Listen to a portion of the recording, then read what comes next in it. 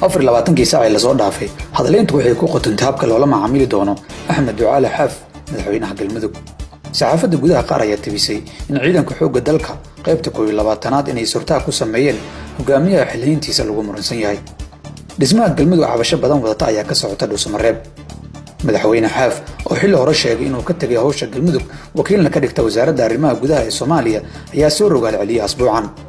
gaalkacyo ayuu kaga dhawaaqay guddi doorasho marna wuxuu sheegay inuusan waqtigiisii xilhayntu ka dhammaan kuwaas oo ah erayo isdhaawacaya.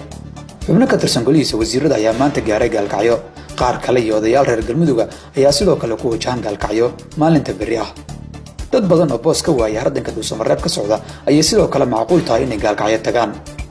rajada ah inuu maamul kale awood la halka ka dhismo waa yar tahay waxaana loo sababeynayaa maqaamka gogosha taalo Dhuusamareeb ku qanacsanaanta beesha caalamka iyo beesha koonfurta gaalkacyo degto aan ku mideysnayn talaabada uu qaaday madaxweyne Xaaf. gacanta Puntland ay ku leedahay laba kacleynta madaxweyne Xaaf waa hadalhayn shaac ah. sidoo kale musharaxiinta ka socota dhanka mucaaradka dawladda ayaa laga yaabaa inay arrintan fursad ka dhaxarkaan. su'aasha ay dad badan isweydiinayaan waa macquul ahaanshaha in madaxweyne Xaaf loo adeegsado awood ciidan. dad badani waxay qabaan intaasi aan hadda macquul ahayn laba sabab dartood.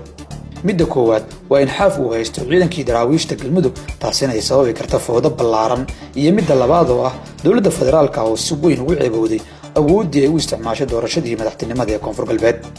waxaa jira warar sheegaya in dawladda federaalku ay qorsheynayso in ergal loo diro madaxweyne Xaaf si arrinta wadahadal loogu xalliyo. Galmudug ayaan wax maamul oo rasmi ah lahayn 6 bilood ee la soo dhaafay. dawladda federaalka ayaa ku guuldareysatay inay doorashada ku qabato xilligeeda waxaana mar walba ay dib u sii dhacdo la filan karaa tafaraaruq kale.